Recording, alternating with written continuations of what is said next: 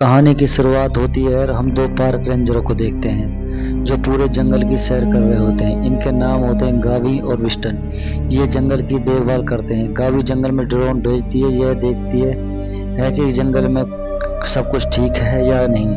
तभी अचानक ड्रोन के सामने एक बंदा आ जाता है। ये देखकर वह हैरान हो जाती है और विस्टन से कहती है कि वह जंगल की ओर जा रही है, ये देखने की आखिर ड्रोन कहाँ गायब हो गया है।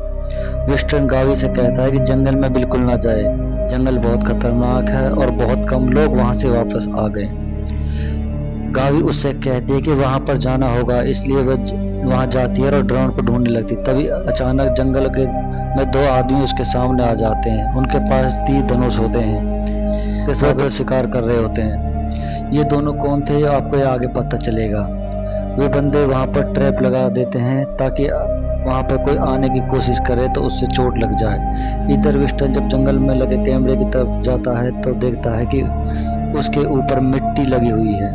वह मिट्टी को साफ करता है तो अचानक जंगल से किसी की आवाज आती है। दोनों बंदे जंगल से कुछ चीजें लेते हैं और अपने खाने पीने के लिए उसके बाद वो अपनी कुटिया की तरफ चलते थे। इधर गावी जब वो अपने ड्रोन को ढूंढ रही होती है तो उसे जंगल के अंदर कुछ आवाज आती है और अपने सामने किसी क्रिएचर को देखती है। वह अचानक उसके सामने गायब हो जाता है। यह देखने के बाद वह भागने लगती है और क्रिएचर उसका पीछा करता है। तभी उसे ट्रैप के ऊपर अपना कदम रख देती है। उन बंदों ने लगाए थे जिससे कि एक लकड़ी उसके पैर के आर पार हो जाती है और विस्टन को वाकी टाकी से कॉल करके वहां बुलाने की कोशिश करती है, लेकिन विस्टन वहां पर मौजूद नहीं होता है, जिसकी वजह से उसकी बात नहीं हो पाती है। विस्टन जब अचानक अपने बोर्ड पर आता है, देखता है गावी उससे कांटेक्ट करने की कोशिश कर रही है, लेकिन जब वह वाकी टाकी को उठाने की कोशिश करता है तो पानी में गिर जाता है, जिससे वो खराब हो जाता है। इधर गावी जब जंगल में होती है तो अचानक उसकी तरफ एक लाल लाइट आती है और अचानक जंगल से अंधेरा हो जाता है। विस्टन उसे ढूंढने के लिए आगे बढ़ता है, तभी क्रिएचर की आवाज सुनता है। वह काफी डर जाता है। इधर गावी कुटिया के पास पहुंचती है जो उन बंदों की थी।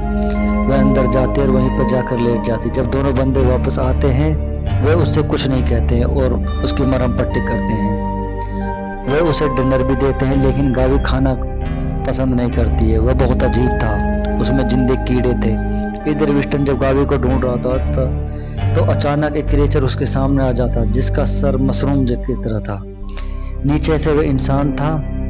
विस्टन उसे देखकर हैरान हो जाता है और छुप जाता है, लेकिन तभी वह क्रिएचर अपने टेंटिकल से उसके कान के अंदर घुस जाता है, उसे बंदी बना लेता है। अगली सुबह दोनों एक बंदे एक पेस्ट बनाते हैं और गावी के पैर पे लगा देते हैं ताकि उसका पैर पूरी तरह ठीक हो जाए।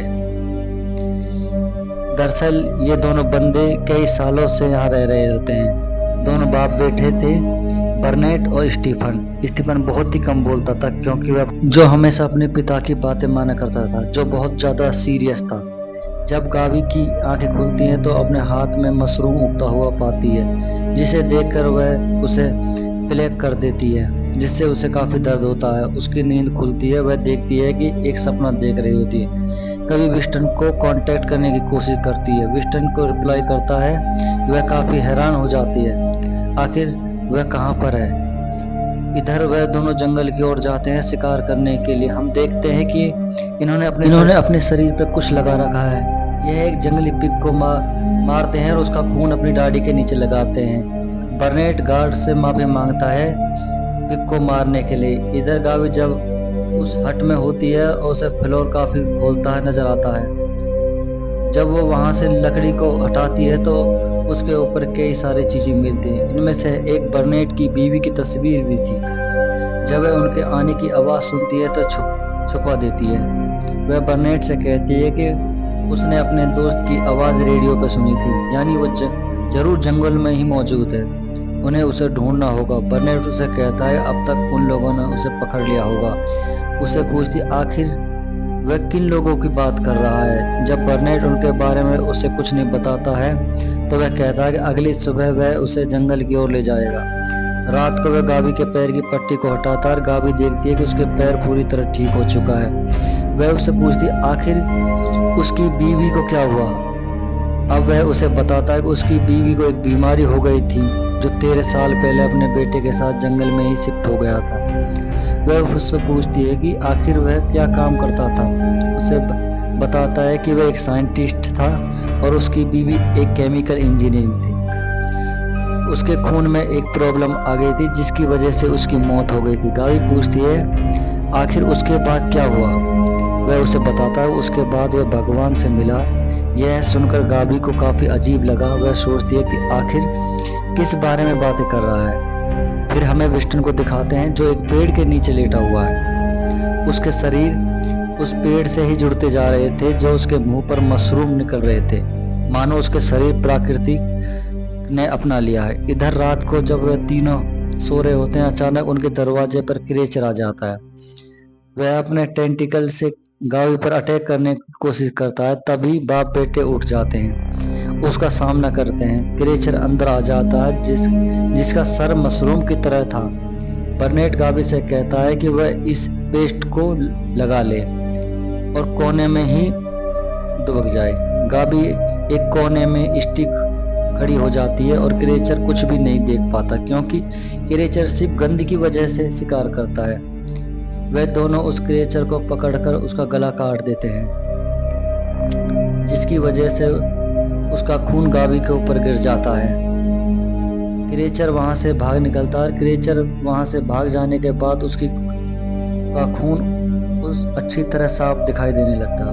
बर्नेट उसे बताता है कि उस क्रेचर को भगवान ने बनाया है। एक तरफ वह फंगस है जो इंसान के अंदर आ जाता है। गावी उससे पूछती है आखिर वह कौन से भगवान की बातें कर रहा है। उसे बताता है कि इंसान के इतिहास से भी पहले यहाँ पर वह देवी रहती थी। गावी को उसकी बातों पर यकीन नहीं होता है और वह सो जाती है। अगली सुबह वह एक सपना आता है जिससे उसकी नींद खुल जाती है।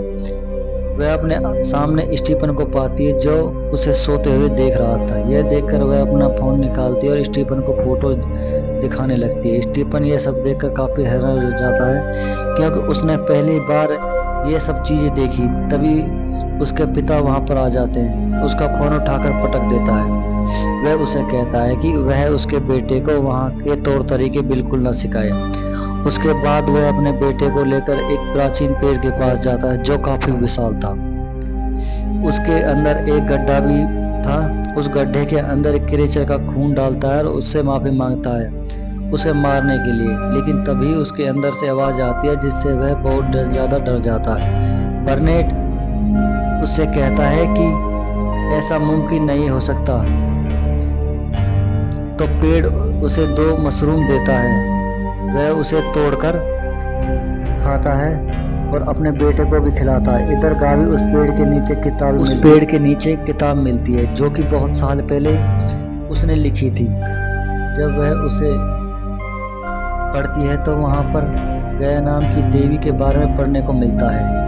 यह देखकर हैरान हो जाती है। तभी दोनों वहां पर आ जाते थे।